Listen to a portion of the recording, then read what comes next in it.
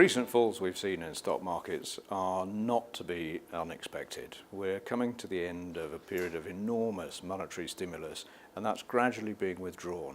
It's inevitable that as bond yields and interest rates rise, you will get more volatility in equities.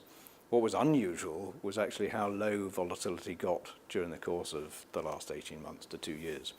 So in terms of strategies, you've got to adopt a balanced portfolio to be able to cope with the volatility in different asset classes. Within my equity portfolio, a split between some growth stocks and a lot of deep value stocks that have really not delivered in recent times, that I think leadership will change in the stock market, and some of those stocks will now really come to the fore.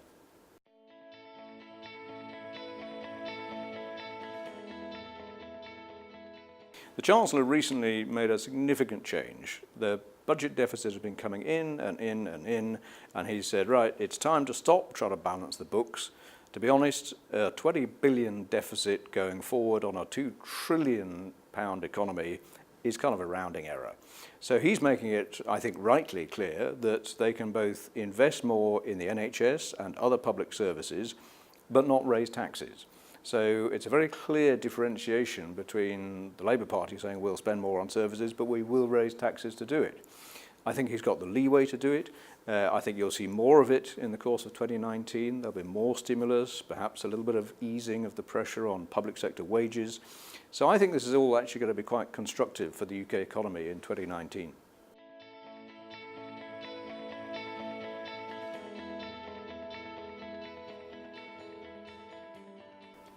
I think in the US, the Fed will continue to raise interest rates. They'll go again in December. They'll go again in March. But the expectation that they're going to raise rates every single quarter next year, I don't think is right. I think the really interest rate sensitive sectors in the US, autos and housing, are already beginning to feel the effects and slow gently. And as that data continues to come through, I think by March or June at the latest, the Fed's rhetoric changes and there's much more understanding that we've achieved the neutral interest rate level, that they're not going to keep raising interest rates, that actually we're going to have a soft landing in the US economy.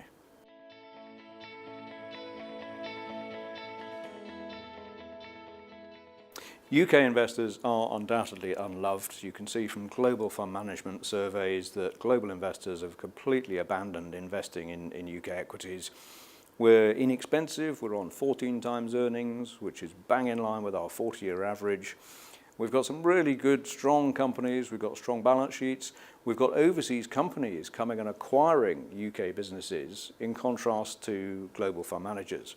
So you can never call what the catalyst is going to be. But clearly, if we get a resolution of the Brexit uncertainty, if we see that the UK economy is actually gently accelerating next year, then I think the patient investor in UK equities will be rewarded.